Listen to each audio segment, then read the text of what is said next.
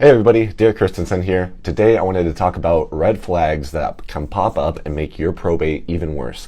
But before I dive into that, I just want to let you know I'm feeling a little under the weather, so I sound a little different than normal. But also, you can find me in my email, Derek, D-E-R-E-K, at legionlawpllc.com, or you can go to my website, www.legionlawpllc.com.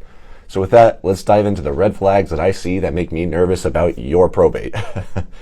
So more specifically, there are three instances among many. I mean, there are many different types of red flags, but the most common ones that I personally see in my line of work are the three that I'll talk about today. The first one is going to be something I've talked about in other videos, which is blended families.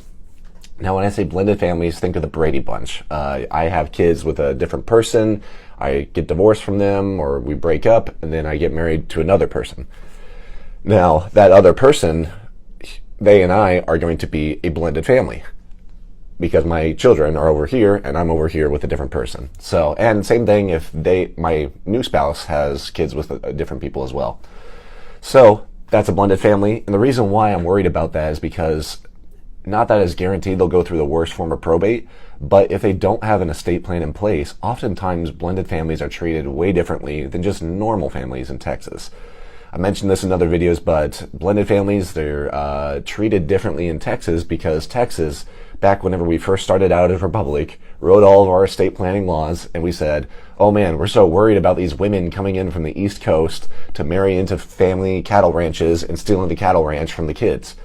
So these laws say that if you don't have an estate plan in place, we're going to actually make sure that the new spouse can't take all the land, and that we're going to split things up between the kids and the spouse, regardless of context. So, in blended family circumstances, oftentimes the stepmom will find that her stepchildren are controlling her living situation. They literally can sell the house if they wanted to. They could tell her to paint the walls a certain way. I mean, they have to share and agree on what they're going to do with things, and it's just not fun. Blended families get a different treatment than normal families under Texas law. And your probate, again, not while it's going to be worse per se, it's just the results of that probate will be mandatory. And oftentimes, they are weird. They split things 2/3 and 1/3 between the stepmom and the stepchildren, and it's a mess and a half. So if you had a will in place, you can absolutely just say, this is exactly what I want to have happen, and we ignore all those default laws. So that's the first point. Blended families, I'd be worried about that. The second point is kind of a little bit along that same line, where if you have no will and your spouse and you're single by the time you passed away, then that's another red flag. Because if you have no will and you're single, then those default laws are still going to apply, but the default laws say, hey, we don't have a spouse to give everything to, so now we need to go through the most complicated form of probate. I mentioned this in other videos about the heirship proceeding, but in Texas, there's something called the heirship proceeding where if we don't have a spouse to give everything to, and there is no will, then we're going to have to hire so we're going to hire one attorney to go through the whole process, and we're going to have to hire a second attorney to investigate the first attorney's work. More specifically, that second attorney is going to be called an attorney ad litem. They're going to represent unknown heirs, and so the application requires two different attorneys charging two different fees, working the whole time, making sure that everything is done perfectly so that unknown people who aren't on the application are represented as well, even though you strongly know that every single person is on the application already.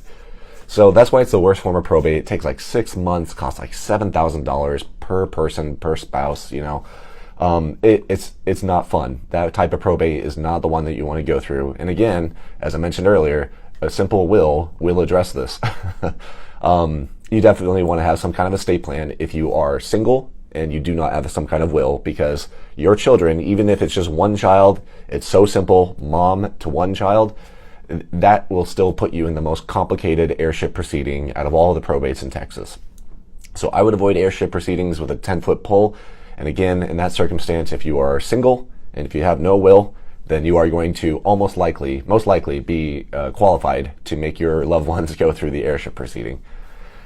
And last but not least, the third red flag is if you own multiple pieces of real estate in Texas or outside of Texas even. In the law, there's something called jurisdiction. Courts cannot make decisions on property that is not inside their county. So in other words, a Dallas court can't tell someone in Harris County what to do. They can only talk about what happens in Dallas.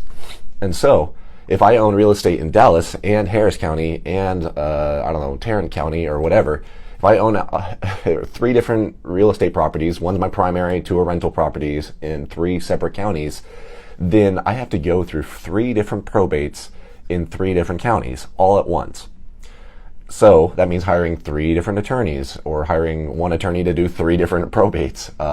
That's 3 different court hearings, 3 different affidavits I need to sign, and documents we need to chase down. It's 3 times the work and 3 times the expense in that hypothetical scenario. So even if they are within 1 or 2 miles of each other and they are super close and you feel like you can resolve them like that, in reality, it's the county boundaries that determine that. This also includes property that's outside of the state. So in Arkansas and Texas, I would have to hire an Arkansas lawyer and a Texas attorney to do 2 different probates.